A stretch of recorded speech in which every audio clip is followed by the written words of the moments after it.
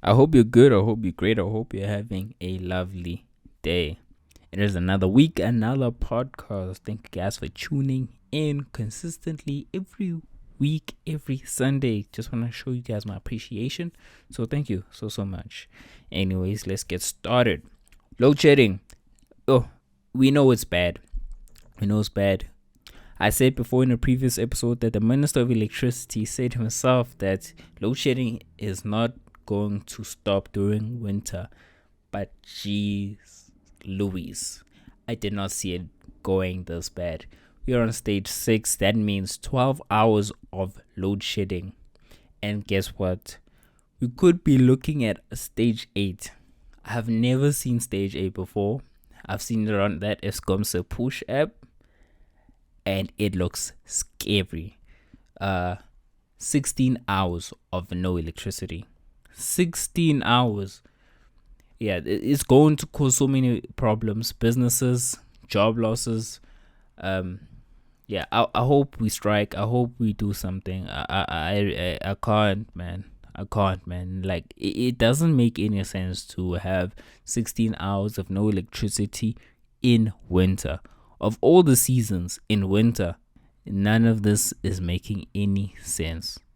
And to make things even worse, there is a hunger pandemic on the rise. It's creeping up very slowly, and this is all due to such a high inflation of food. It is getting bad out there. If you are living in Joburg, I don't have to tell you how bad it can get. You're getting like 22 Rand bread. Chicken is so expensive. Oh my word, guys. Have you seen the 6-pack of chicken? 60, 70 Rand. That is insane. Just for 6 pieces of chicken, a drumstick and a thigh. 3 drumsticks, 3 thighs. That is insane. But there are very small rumblings of removing the VAT off of chicken in hopes to make the chicken cheaper, just to remove that tax. And removing this VAT will obviously reduce prices just to combat this inflation that is crazy right now. And because of load shedding, people are losing jobs, businesses are closing, and that's a whole thing. Inflation is up. So when inflation is up and people are unemployed, people can't even afford food.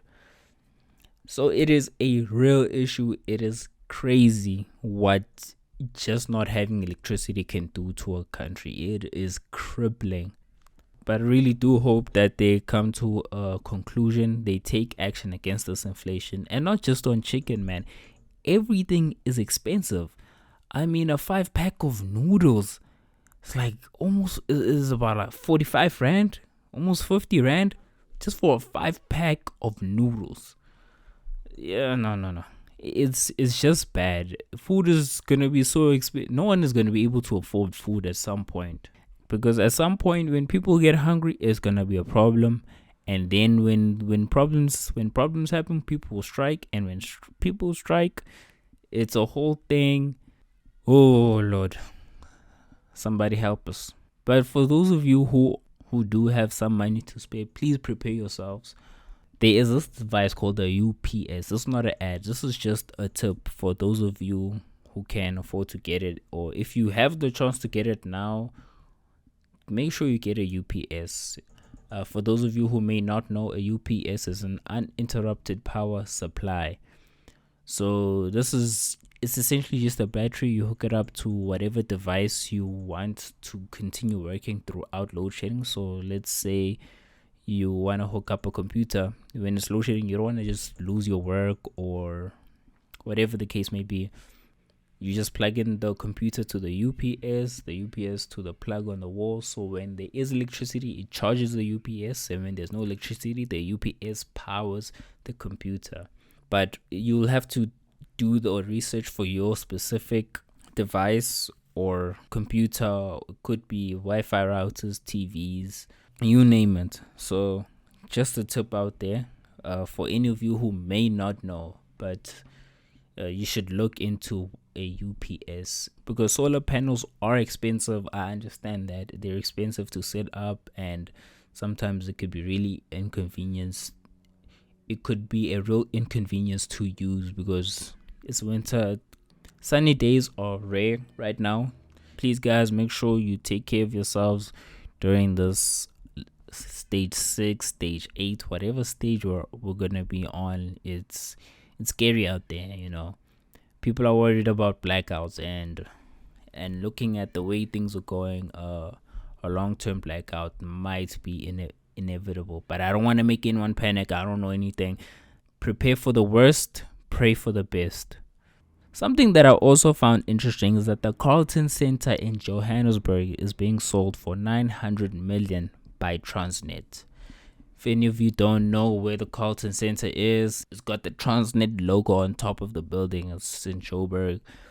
It's very hard to miss. Also, for some of you who may or may not know, Transnet is a South African state-owned company. It controls transport infrastructures. It operates and controls major transport infrastructures. You have airports, railways, pipelines, and property. So that's what it is. Just letting you guys know. They also work in logistics. So just so you guys know, just for FYI, in case some of you may or may not know. I know sometimes you'll hear of a company, but you don't know exactly what they do. But that's just a very brief overview. Anyway, this building is being sold. Any of you have stocks invested in Transnet, you have any business dealings with Transnet, just be careful, because selling an asset as huge as a whole building is very telling. But they themselves did admit that they don't have the capacity to make this building into something they can be proud of. So yeah, it's just right now it's just a building. It's essentially abandoned. For now, they are keeping their buyers or prospective buyers secret. I'm not sure why, but I'll keep an ear out to see who the buyer is and see how it goes. But just to add a little more context to everything, the company Transnet is not going to leave the building. They're just selling their building. So they're essentially going to start renting in their own building, or whatever deal that they strike up. But anyways, guys, this is it for us for today. I hope you enjoyed this episode. Please don't forget to vote for me for Mr. South Africa. I am trying my best. For those of you who have voted already, I just want to say thank you so much. Your support, it's actually incredible.